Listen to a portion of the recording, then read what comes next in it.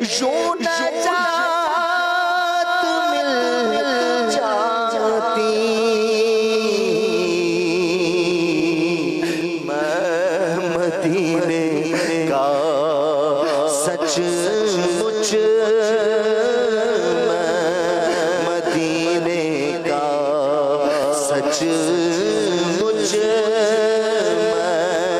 مدینے کا سچ مجھ کتا بن گیا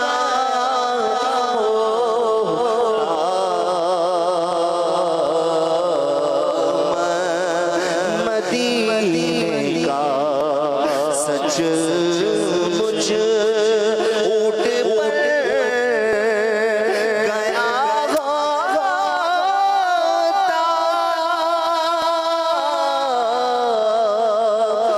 اور عید قربان میں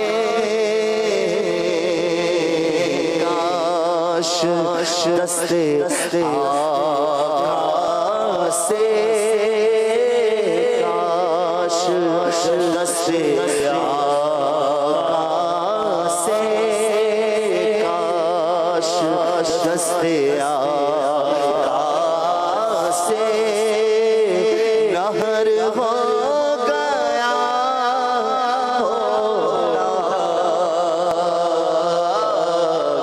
کاش دستے آقا سے نہر ہو گیا ہوتا کاش دستے آقا سے کاش کے دنیا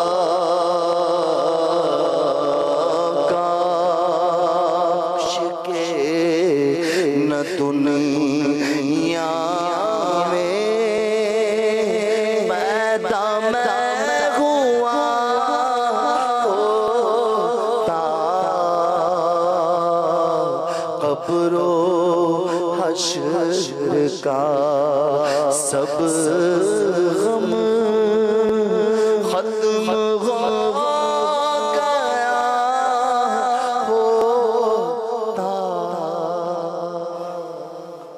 صلو علی الحبیب صلی اللہ تعالی علی محمد. یہ کلام جو ابھی آپ سن رہے تھے اس پہ بڑا رکت ہے، بڑی سوز ہے، لیکن ہو سکتا ہے کہ حضور کچھ ایسے ہوں جو اس کلام کی پیچھے جو مقصد ہے، اس کلام کے پیچھے جو اس کا میسیج ہے، اس کو شاید سمجھنے میں کمزوری آ جاتی ہو.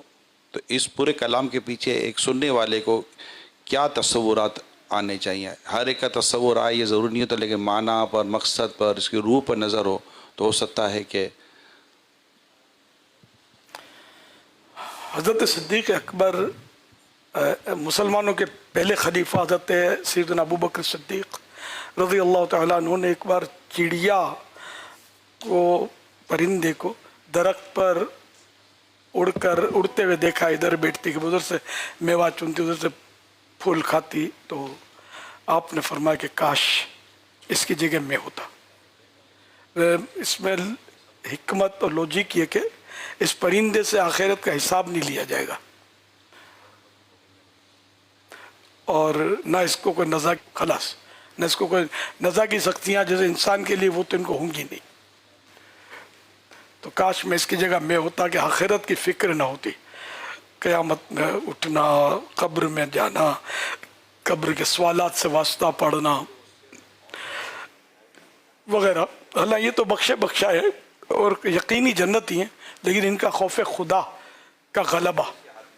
سیدنا فاروق اعظم رضی اللہ عنہ ایک بار خوف خدا کے غلبے کے موقع پر فرمانے لگے کہ کاش میں دمبا ہوتا، لوگ مجھے پالتے اور تگڑا کرتے، فربے کرتے، مضبوط، پھر مجھے ذبح کر کے کچھ کھا لیتے، کچھ گوشت سکھا لیتے.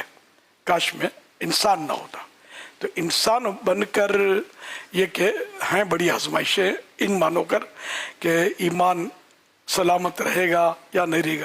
یہ بھی یقینی جنتی ہیں، فاروق اعظم بھی رضی اللہ تعالیٰ عنہ، لیکن پھر بھی خوف خدا کے غلبے پر، اللہ کی خفیہ تدبیر سے ڈرتے ہوئے ان کے یہ کلمات ہیں، اس طرح کے جذبات اور احساسات ہیں کہ یہ حضرات اپنے رب سے اتنا ڈرتے تھے کہ کہیں ایسا نہ ہو کہ موت کی سختیاں کیسے برداشت ہوں گی، قبر کے معاملات کیسے طے ہوں گے، برزخ کے معاملات، پھر قیامت میں اٹھنا، حساب کتاب سے واسطہ پڑھنا، اور یہ سب مطلب پھر نہ جانے کہاں جائیں گے. اس طرح یہ ان کے اپنے خوف خدا کے جذبات ہیں. یقیناً یہ جنت ہی میں جائیں گے، ان کے صدقے ہم جیسے گناہ گاروں کی بگڑیاں بنے گی. دوبارہ لے کہ ان کا تو فائنل تھا کہ یہ جنتی ہیں، اس کے باوجود یہ ڈرتے تھے. تو ہم لوگ جو ہیں، ہمارا تو کچھ پتہ ہی نہیں نا کہ ہمارا ایمان پر خاتمہ ہوگا، یہ ہمیں نہیں پتہ کہ بھلے نیک اعمال کرتا بھی ہو، لیکن حدیث پاک میں انما الاعمال بالخواتیم، اعمال کا دار و مدار خاتمے پر ہے. تو برے خاتمے کے خوف سے، بری موت کے خوف سے تو بڑے بڑے ڈرتے تھے. اولیاء کرام کے ایک سے ایک واقعات ہیں کہ برے خاتمے کا خوف اور بری موت کا ڈر ان کو ہوتا تھا. تو اس لیے ہمیں تو زیادہ ہونا چاہیے، لیکن ہمیں بالکل نہیں ہوتا. یہ دیکھا جائے نا، ہم لوگ بالکل بے خوف ہیں، نڈر ہیں، اور جو منہ میں آتا ہے بک رہے ہوتے ہیں، منہ پھٹ، مطلب